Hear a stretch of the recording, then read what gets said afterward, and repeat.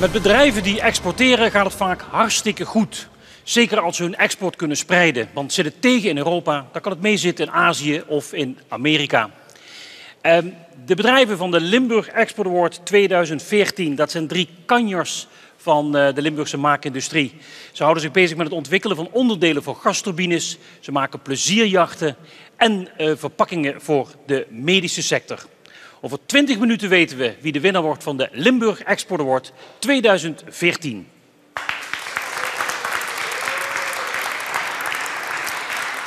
En wie de winnaar was van 2013, dat wisten we al. Thomas Regoe, metaalverwerkend bedrijf in Maastricht. Meneer Spaandonk, vorig jaar was u de winnaar, nu zijn we u te gast.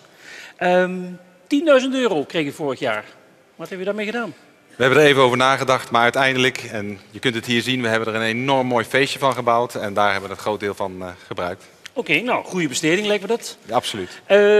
Zeg, bedrijven die klagen vaak dat ze moeilijk goed opgeleid personeel kunnen krijgen. Nu zit u in een sector, een echte ambachtelijke sector zou je nog kunnen zeggen, de metaalverwerking. Hoe zit dat hier? Lukt het? We moeten er wel heel gericht aan werken. Wij werken ook meer en meer aan lokale bekendheid om te laten zien wie wij zijn en wat wij doen. En dat wij een ontzettend leuk bedrijf zijn om voor te werken. En dan kom je wel aan het personeel. Maar hoe doe je dat? Want kijk, hier komt nooit iemand binnen, behalve mensen die hier werken. Bijvoorbeeld dus je hebt geen idee wat je hier kunt doen, hoe het hier uitziet. Nou, door bijvoorbeeld de Limburg Export Award te winnen, dan heb je in elk geval een stuk exposure. Ja, maar dat is toch een serieus probleem, want zo'n prijs win je ook maar 1 keer. Maar hoe doe je dat eigenlijk? Want mensen hebben een beeld van de industrie, maar dat is niet altijd de werkelijkheid. Ja, de industrie heeft toch altijd nog een beetje het beeld van de olie en het smeren onder de nagels en keihard werken. Het is ook keihard werken, maar op heel veel verschillende manieren. Wat wij proberen te doen is toch vooral veel aan de buitenwereld te laten zien wie wij zijn, waar wij voor staan.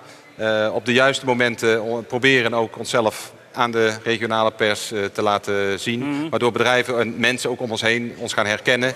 De naam herkenbaar wordt. Ja, en wat is het belangrijkste product op dit moment van Thomas Regoe? Dat zijn nog wel de telescopische geleiders. Dingen waar je zo'n machines mee uit een keuken kunt trekken of geldautomaten. Die rails, zeg maar. Ja, de rails. En we hebben een aantal nieuwe producten op de markt gezet. Een van de belangrijkste nieuwe producten is de Balance Box. Dat is een product dat verticale beweging mogelijk maakt. En dat is een product wat nu in dit jaar en ook in volgend jaar een enorme vlucht gaat maken. Hoopt u? Weet ik zeker. Nou goed, zelfvertrouwen is natuurlijk les 1. Dat helpt. Moet je hebben als ondernemer. Dank u wel. We gaan de 3 genomineerden voorstellen. Dat doen we in alfabetische volgorde. En de eerste is Braden Europe uit Heerlen.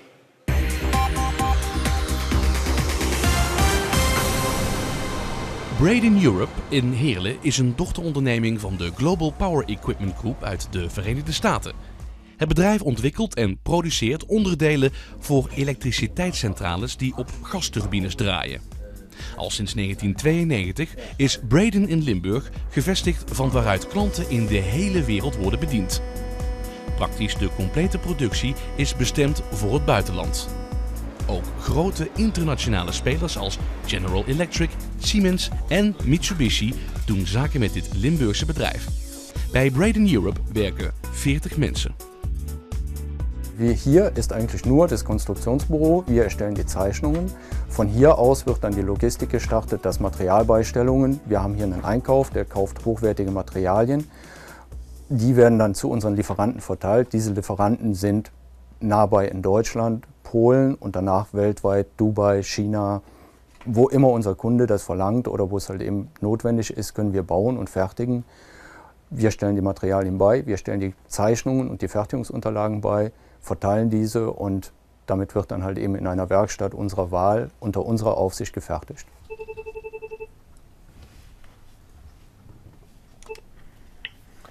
Hello, Eric. Hello, Mrali. How are you? I am fine. How are you? I'm doing good. I'm doing good.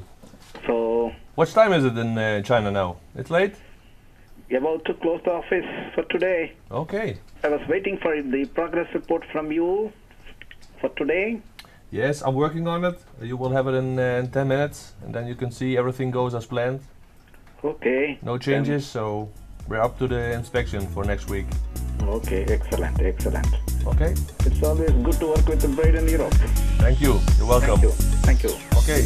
Bye. Bye-bye. Bye-bye. Wij exporteren onze producten naar meer dan 125 landen. Het is dan een hele uitdaging in verband met de taal, de tijd. Er zijn daar verschillende feestdagen. En we moeten dan documenten voorbereiden die voldoen aan de lokale wetgeving. Die Zukunft, die wir haben, wir wollen unser Produkt natürlich weiterentwickeln, weil es ist eine Basis, die wir jetzt halt eben auch schon mit viel Erfahrung so betreiben und wo wir halt eben unsere Kenntnisse haben. Zukunft und neue Produkte, die wir haben, sind Filterhäuser. Das ist halt eben die Ansaugstrecke für diese Gasturbine. Das ist ein neues Produkt, was wir jetzt implementieren.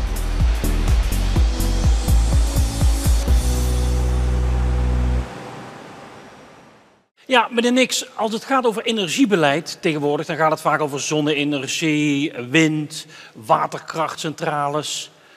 Zit u niet in de verkeerde sector met gasturbines? Nou, dat geloof ik helemaal niet.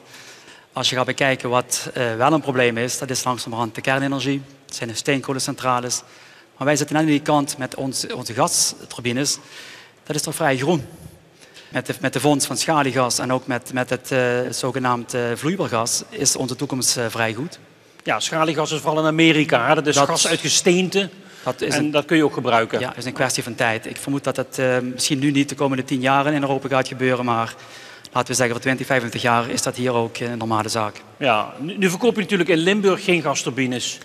Als onderdelen daarvan althans. We hebben er wel verkocht. Ja, Buggenum ooit. Klauscentrale. Ja, maar goed. Dat is gebeurd niet zo vaak in Nederland. Nee. Dus wat heeft u te zoeken in Limburg? Goeie vraag. We zijn het achterland van een Duitse markt. We hebben kennis in Nederland zitten, heel veel